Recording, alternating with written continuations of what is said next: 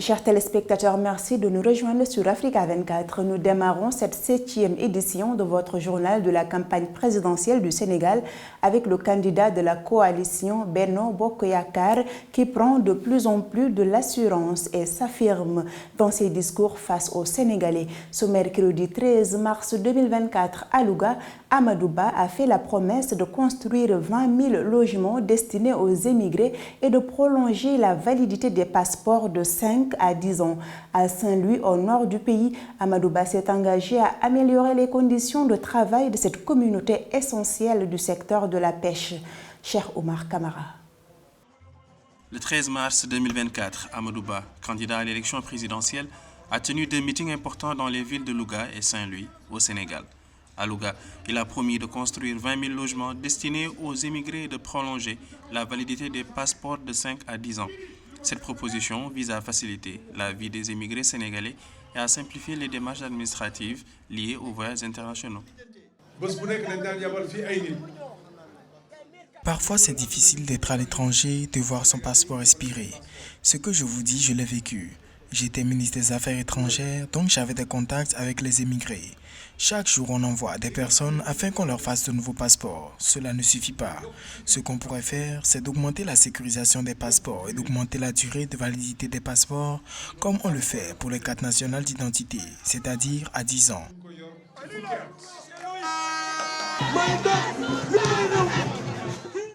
Lors de son second meeting à Saint-Louis, Amadou Ba a pris la parole pour discuter des défis auxquels sont confrontés les pêcheurs artisanaux. Il s'est engagé à améliorer les conditions de travail de cette communauté essentielle du secteur de la pêche, soulignant l'importance de leur contribution à l'économie locale et nationale. Sénégal ben accord de pêche la am ak Union européenne. Té napp googu ton la. Le Sénégal n'a qu'un seul accord de pêche et c'est avec l'Union européenne et ça concerne le thon. Mais aujourd'hui, on doit améliorer les conditions de travail de nos pêcheurs afin qu'ils aillent pêcher en toute sécurité dans la mer afin de pêcher du poisson parce qu'il y a diminution de poissons. En 1960, il y avait 3000 pirogues de pêcheurs. Aujourd'hui, c'est plus de 20 000 pirogues. Ces engagements stratégiques pris par Amadou Ba visent à répondre aux besoins spécifiques des populations sénégalaises en proposant des solutions concrètes pour améliorer leur qualité de vie et renforcer le développement du pays. Après Saint-Louis, le candidat de Benno Bokk Yakaar continue de sillonner le nord du pays pour partager sa vision et son programme de campagne. Pape Djibril Fall est un homme politique sénégalais et est candidat à la présidentielle de 2024. Le leader du mouvement Les Serviteurs affirme vouloir rompre avec l'instrumentalisation de la justice, la promotion de la médiocrité et un système éducatif déconnecté au Sénégal. Diplômé du Centre d'études des sciences et techniques de l'information, l'ex-journaliste veut améliorer les conditions de la jeunesse s'il est élu chef de l'État du Sénégal. Les détails avec Pauline Minka. Natif de Tchadjaï à l'ouest du Sénégal, Pape Djibril Fall est le candidat du mouvement des serviteurs à la présidentielle du 24 mars 2024. Soucieux du bien-être de la jeunesse sénégalaise, le député de l'Assemblée nationale affirme vouloir rompre avec l'instrumentalisation de la justice, la promotion de la médiocrité et un système éducatif déconnecté.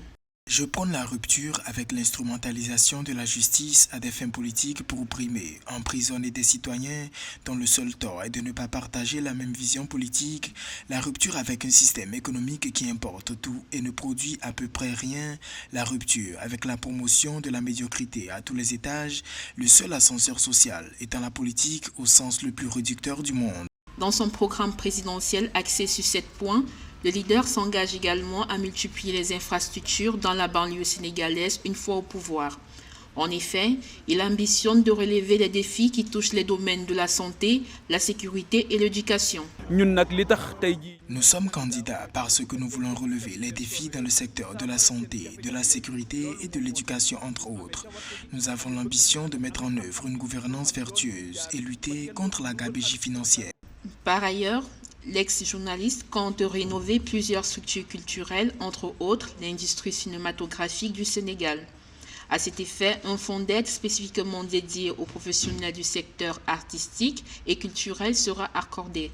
Pape Djibril s'affiche comme l'espoir de la jeunesse, particulièrement celle de Tchadjaï.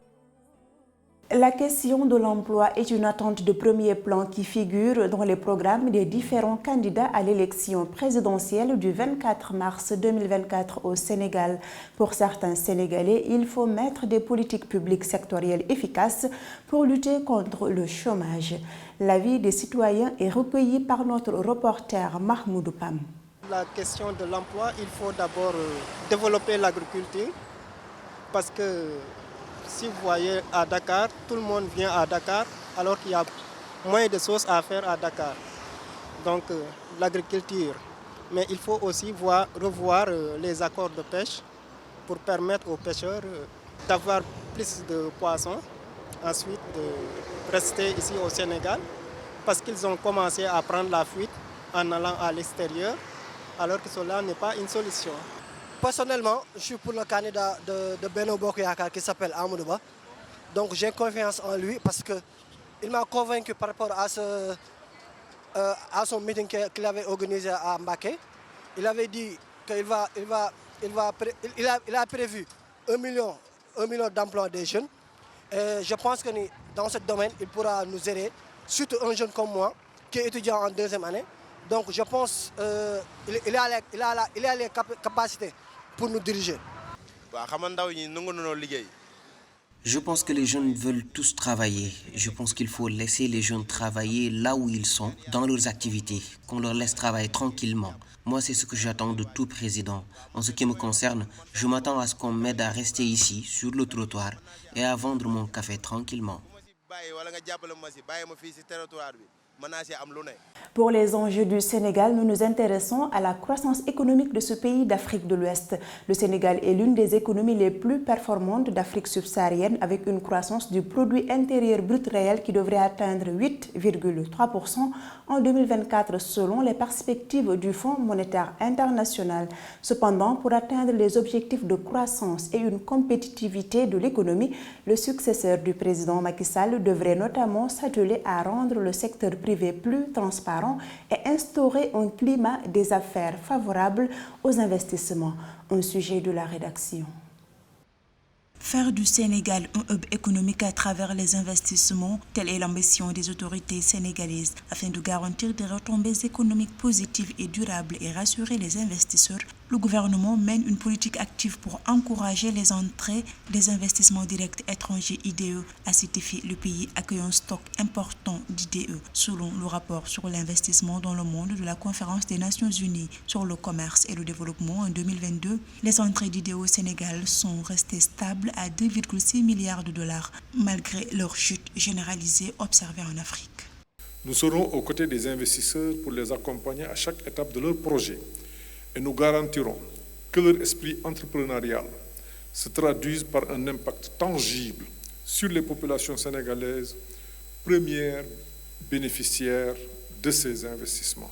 Depuis 2012, le gouvernement du président Macky Sall travaille pour la mise en œuvre de la stratégie de développement du pays en appuyant le secteur privé. Le gouvernement a pris la ferme résolution de tirer un meilleur parti des partenariats publics-privés comme mode de réalisation d'une vingtaine de projets inscrits dans le plan Sénégal émergent pour un coût global évalué à plus de 1 587 milliards de francs CFA.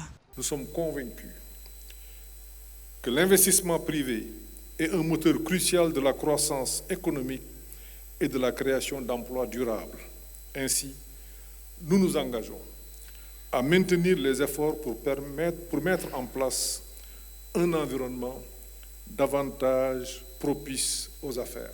Avec un produit intérieur brut qui devrait augmenter de 8,5%, l'économie sénégalaise sera confrontée dans les années à venir à de nouveaux enjeux. Pour en booster la croissance, le pays ouest-africain dispose d'atouts forts, dont le futur président qui sera élu au soir du 24 mars 2024 devra tirer parti.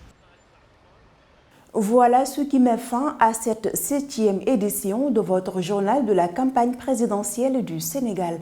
Bonne suite de programme sur Africa 24.